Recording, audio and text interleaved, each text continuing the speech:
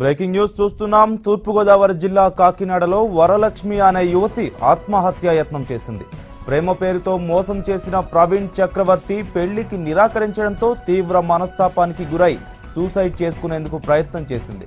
Facebook, WhatsApp మెసేజ్లతో ఆమెకు మాయమాటలు చెప్పి అవసరం తీరిన తర్వాత ముఖం చాటేశాడు. బాధితురాలు పెళ్లి చేసుకోవాలని నిలదీయడంతో ఆమె ఇంటిపైకి రౌడీలతో దాడి చేయించి బెదిరింపులకు పాల్పడ్డాడు. తనకు న్యాయం చేయాలంటూ ఆధారాలతో సహా పోలీస్ స్టేషన్లోకి వెళ్లి పోలీస్ కేసు పెట్టింది. వరలక్ష్మికి న్యాయం చేయాలంటూ మహిళా సంఘాలు డిమాండ్ చేస్తున్నాయి.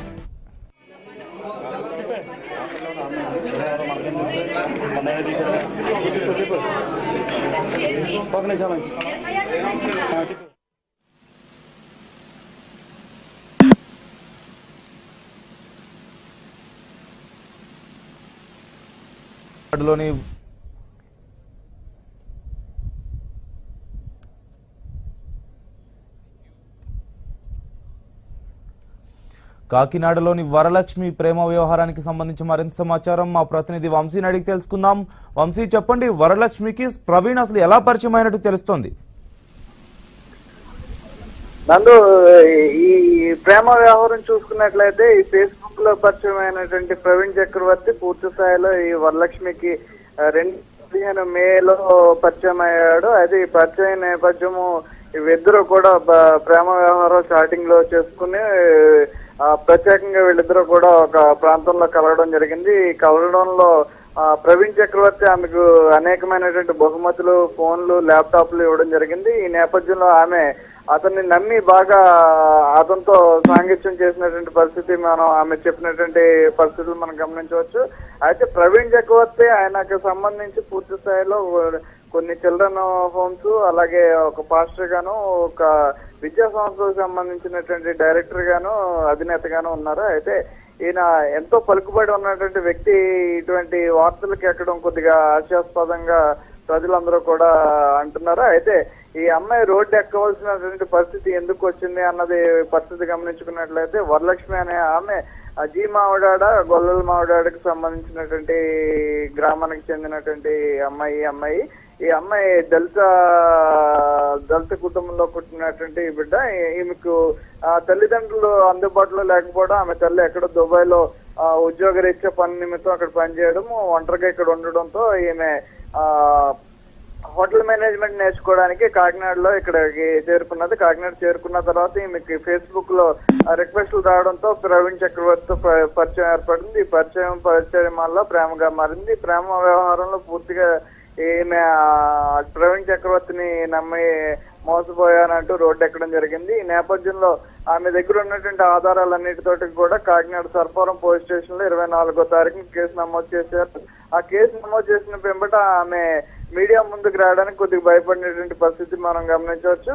ఆ పరిస్థితి నేపథ్యంలో ఆమెను అసలు ఎందుకు రోడ్డు ఎక్కాల్సి వచ్చిందో, అసలు జరిగిన మోసం ఏంటి అనేది కొద్దిగా మన దర్యాప్తులో ఏదైతే #1 న్యూస్ దర్యాప్తులో కానీ లేకపోతే మీడియా సోదరులు ప్రశ్నించినటువంటి పరిస్థితిని గమనిస్తే ఆమె మీడియా ముందుకు వచ్చి నాకు జరిగినటువంటి అన్యాయం ఇది అని చెప్పి ఆమె దగ్గర ఉన్నటువంటి వాట్సాప్ లో ఉన్నటువంటి చాటింగ్స్ కానీ, ఆమె అతనితో దిగినటువంటి ఫొటోస్ కానీ పూర్తి స్థాయిలో బహిర్గతం చేయడం జరిగింది. ఈ నేపథ్యంలో పోలీసుల దగ్గర ఉన్నటువంటి సమాచారం మేరకు ఇప్పటి వరకు కూడా ప్రవీణ్ చక్రవర్తిని అదుపులోకి తీసుకోలేనటువంటి పరిస్థితి.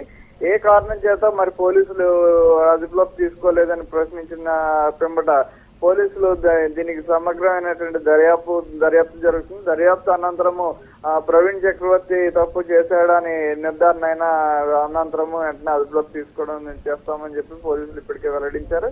ఈ నేపథ్యంలో మరి ప్రవీణ్ చక్రవర్తి కొద్దిగా పలుకుబడి ఉన్న వ్యక్తి అయినప్పటికీ కూడా మరి ఈయన పైన దుష్ప్రచారం చేస్తున్నారా, లేకపోతే నిజంగా ఈమెకు అన్యాయం జరిగిందా అన్నది నిగ్గు తేల్చాల్సిన బాధ్యత అయితే మరి పోలీసుల పైన ఉన్నది. అయితే ఆమె చూపిస్తున్నటువంటి ఆధారాలన్నీ కూడా 2015 నుంచి ఇప్పటి వరకు కూడా అతనితో చాటింగ్ లో కానీ, వాయిస్ మెమోస్ లో కానీ పూర్తి స్థాయిలో అతనితో టచ్ లో ఉన్నట్టు మనం అర్థం చేసుకోవచ్చు. అయితే ప్రవీణ్ చక్రవర్తి మీడియా ముందుకు రాకపోయినప్పటికీ కూడా ఇప్పటికే ఆయన సన్నిహితులతోటి మరి సమాచారం అందజేయడం జరిగింది. ఆయన చెప్పినటువంటి సమాచారం మేరకు అయితే మన దగ్గర ఉన్నటువంటి సమాచారము ఆమెపై ఇంతగా సర్పవరం పోలీస్ స్టేషన్ లోనే ఈమె ప్రవీణ్ చక్రవర్తిపై కేసు పెట్టే మునిపే తిమ్మాపురం పోలీస్ స్టేషన్ లో మనోజ్ అనే వ్యక్తిని బెదిరిస్తూ బ్లాక్మెయిల్ చేస్తున్నది అని చెప్పేసి ఒక కేసు కూడా ఈమెపై నమోదైంది. ఆ కేసు నుంచి తప్పించుకోవడానికి ప్రవీణ్ చక్రవర్తిపై కేసు పెట్టిందని ప్రవీణ్ చక్రవర్తి వాపోతున్నాడు. అయితే ఈ నేపథ్యంలో ఆమె ఇంకా ఆధారం లేక మరి పోలీసులని ఆశ్రయించి న్యాయం జరగక మీడియా ముందుకు వచ్చింది. మీడియా ముందుకు రావడంలో కొంతమంది ప్రజా సంఘాలు కానీ లేకపోతే నాయకులు కానీ ఆమెకి బాసటగా నిలిచారు. అది జరుగుతున్నటువంటి పరిస్థితుల్ని పరిణామాలను ఆమె గమనించుకుని ఇంక న్యాయం జరగదు అనేటువంటి పరిస్థితుల్లో ఆమె ఇప్పటికే 2-3 సార్లు ఆత్మహత్య ప్రయత్నం చేసినప్పటికీ కూడా ఎంతో మంది పెద్దలు ప్రవీణ్ చక్రవర్తి కుటుంబంతో కానీ ప్రవీణ్ చక్రవర్తితో కానీ మాట్లాడడం జరిగింది. ఈ మాటల నేపథ్యంలో పూర్తి స్థాయిలో అమ్మాయికి న్యాయం చేయాలి అనే ధోరణిలోనే మరి ఇవన్నీ జరిగినాయని మనం అర్థం చేసుకోవచ్చు. అయితే అమ్మాయి పరిస్థితి ఏంటి, అమ్మాయి బ్యాక్గ్రౌండ్ ఏంటి అన్నది ఇంకా ఆలోచించినట్లయితే అమ్మాయి పరిస్థితి పూర్తి స్థాయిలో ఆమె ఇంటర్మీడియట్ చదువుకున్నది, హోటల్ మేనేజ్మెంట్ స్టడీస్ చదువుతున్నది, ఫస్ట్ ఇయర్ కంప్లీట్ చేసుకున్నది.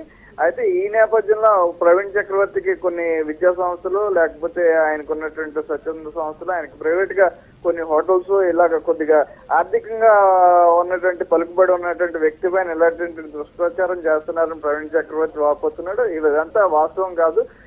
నన్ను మోసం చేశాడు, ఫేస్బుక్ లో నేను పరిచయం అయిన తర్వాత నన్ను హోటల్ పిలిపించుకున్నాను, శారీరకంగా అనుభవించాడని చెప్పి ఈ వరలక్ష్మి ఆరోపిస్తుంది. ఈ ఆరోపణల నేపథ్యంలో మరి ఇది వాస్తవా అవాస్తవా అన్నది మరి ఫేస్బుక్ లో చూపించినటువంటి డేటాని కానీ లేకపోతే ఇవన్నీ మనం గమనించినట్లయితే ఇదంతా కూడా పోలీసుల దర్యాప్తులో కానీ మనం చేసినటువంటి ఇన్వెస్టిగేషన్ లో కానీ ఇవన్నీ ఇంత పకడ్బందీగా చేసింది అంటే ఖచ్చితంగా కావాలని డబ్బుల కోసం డిమాండ్ చేస్తుందని ప్రవీణ్ చక్రవర్తి తాలూకా అంటున్నారు. అయితే ఈమె పరిస్థితి ఆలోచించినట్లయితే ఈమె ఖచ్చితంగా నన్ను ప్రేమించి నన్ను నమ్మించి వంచి మోసం చేశాడు కాబట్టి ఖచ్చితంగా నన్ను పెళ్లి చేసుకోవాలని బైఠాయించింది. ఈ నేపథ్యంలో ఇప్పటికే ప్రవీణ్ చక్రవర్తికి పెళ్లి అయింది ఆల్రెడీ. నేను మ్యారేజ్ అయ్యాను, నాకు మ్యారేజ్ అయింది కాబట్టి నేను మళ్ళీ పెళ్లి చేసుకోలేను అనేటువంటి విషయాన్ని ఇప్పటికే వెల్లడించడం జరిగింది అమ్మాయితోటి. అయితే ఇప్పటికైనా సరే మరి అమ్మాయి భవిష్యత్తు ఏ రకంగా ఉండబోతుంది, అమ్మాయికి ఏ రకంగా న్యాయం జరగబోతుంది అన్నది ఇంకా పోలీసులు దర్యాప్తులో నిగ్గుదేర్చాల్సినటువంటి అవసరం అయితే ఉన్నది నందు. అయితే వంశీ 20 రోజుల క్రితం వరలక్ష్మి బ్లాక్ మెయిల్ చేస్తుందంటూ తిమ్మాపురం పోలీస్ స్టేషన్ లో ఒక వ్యక్తి కేసు పెట్టినట్లు తెలుస్తోంది. మరి ఈ కేసులో ఎంతవరకు నిజమున్నట్టు తెలుస్తుంది? దీనిపై పోలీసులు ఏమన్నా స్పందించారా? దీనికి సంబంధించి పూర్తి స్థాయిలో ఇప్పటికే రూరల్ సిఏ పవన్ కిషోర్ గారు మన మీడియాకి నంబర్ 1 న్యూస్ కి వివరాలు తెలియజేయడం జరిగింది. ఆ పవన్ కిషోర్ చెప్పిన నేపథ్యంలో ఈమె చేసినటువంటి కొన్ని బ్లాక్ మెయిలింగ్ పాల్పడుతుంది, పెళ్లి చేసుకోమని డబ్బులు అడుగుతుంది. దాని నేపథ్యంలో అమ్మాయి మీద కంప్లైంట్ కూడా రిజిస్టర్ అయింది. అమ్మాయి కంప్లైంట్ మీద ఇంకా దర్యాప్తు జరుగుతుంది. ఈ దర్యాప్తు నేపథ్యంలో మరి సర్పారం పోలీస్ స్టేషన్ లో కూడా కంప్లైంట్ నమోదు చేశారు. మరి ఇది దేనికోసం జరుగుతుందో, అంతర్గతంగా జరుగుతుందా బహిర్గతంగా జరుగుతుందా అన్నది ఇప్పటి వరకు కూడా 2015 మే నుంచి ఇప్పటి వరకు కూడా జరుగుతుందని మనం అర్థం చేసుకోవచ్చు. అయితే ఇది ఒక 24వ తారీఖున బయటకు వచ్చింది ఇది విషయం. ఈ రోజు నిన్న మొన్నట్లో ఈ విషయం కొద్దిగా ప్రజల్లోకి బయటకు వచ్చింది. అయితే ఇది 2015 మే నుంచి కూడా ఈ తంతంతా కూడా జరుగుతుందని మనం అర్థం చేసుకోవచ్చు. అయితే ఈ నేపథ్యంలోనే కౌంటర్ కి ఎన్కౌంటర్ కేసులు పెట్టుకోవడము, ఇలాగ మీడియా ముందుకు రావడము, ప్రవీణ్ చక్రవర్తి కొద్దిగా ఉన్నత స్థాయిలో ఉండి ఆయనకు ఉన్నటువంటి సంస్థల పరంగా ఆయన డబ్బులు డిమాండ్ చేస్తున్నారు, నేను తప్పు చేస్తానంటే నేను దేనికి సిద్ధమని ఆయన సిద్ధమవుతున్నటువంటి పరిస్థితి కూడా. అయితే సిద్ధమవుతున్నాడని చెప్పుకునే దానికైనా ఆయన ఇప్పుడు పరారీలో ఉన్నారని చెప్పుకోవచ్చు. ఎందుకంటే ఇప్పటి వరకు కూడా మీడియా ముందుకు రాలేనటువంటి పరిస్థితి, మీడియాకు వివరణ ఇవ్వలేనటువంటి పరిస్థితి కూడా మనం అర్థం చేసుకోవచ్చు. అయితే ఏదైతే బాధితురాలు ఉందో వరలక్ష్మి ఇప్పటికే మీడియా ముందుకు వచ్చినటువంటి అన్యాయాన్ని బయట పెట్టింది. అయితే ఆ బయట పెట్టినటువంటి అంశాలు ఆ వాట్సాప్ లో నెంబర్లో ఎనీవే కాదా, లేకపోతే ఆ జరిగినటువంటి సందర్భంలో అసలు ఏం జరిగింది, ఎలా జరిగింది, ఎప్పుడు జరిగింది, ఏ సమయంలో జరిగినటువంటి వాస్తవాల్లో నిజ నిర్ధారణ చేయాల్సినటువంటి అవసరం అయితే పోలీసులపై ఉన్నది. అయితే పోలీసులు ఇప్పటికే దర్యాప్తు ముమ్మరం చేశారని చెప్పుకోవచ్చు. అయితే మరి వరలక్ష్మి బ్లాక్ మెయిల్ చేస్తుందంటూ తిమ్మాపురం పోలీస్ స్టేషన్ లో ఒక వ్యక్తి కేసు పెట్టిన నేపథ్యంలో ఈ కేసుపై వరలక్ష్మి ఏమైనా స్పందించిందా ఇప్పటి వరకు? మరి ఇప్పటి వరకు అయితే మీడియా సోదరులు కానీ మీడియా కానీ ఈ విషయంపై ఎవరూ కూడా ఆమెను ప్రశ్నించలేదు. అయితే ఇదంతా కేవలము నన్ను బదనామా చేయడానికి, కేసును తప్పుదోవ పట్టించడానికి ఇలాంటి చెప్తున్నారని చెప్పి వరలక్ష్మికి సంబంధించినటువంటి వ్యక్తులు తెలియజేస్తున్నారు. అయితే ఏదేమైనప్పటికీ కూడా వరలక్ష్మి ప్రవీణ్ చక్రవర్తిపై కేసు పెట్టే ముందు 20 రోజుల ముందే ఆమెపై కేసు నమోదైంది. ఎఫ్ఐఆర్ కూడా కంప్లైంట్ తీసుకోవడం జరిగింది. దాని మీద దర్యాప్తు జరుగుతుంది. ఆ దర్యాప్తు నేపథ్యంలో ఆమెను పిలిపించే ప్రయత్నంలో ఆమె హాస్పిటల్లో జాయిన్ అవ్వడము, తప్పించుకోవడం, కనీసం పోలీసులు కంటపడడం కూడా జరగలేదు. అయితే ఇదంతా కూడా ఎవరో కొంతమంది మీ వెనకాల నుండి నడిపిస్తున్నారని కొంతమంది వాపోతున్నారు. అయితే వరలక్ష్మి చెప్తున్నటువంటి పరిస్థితి నేపథ్యంలో ఆమె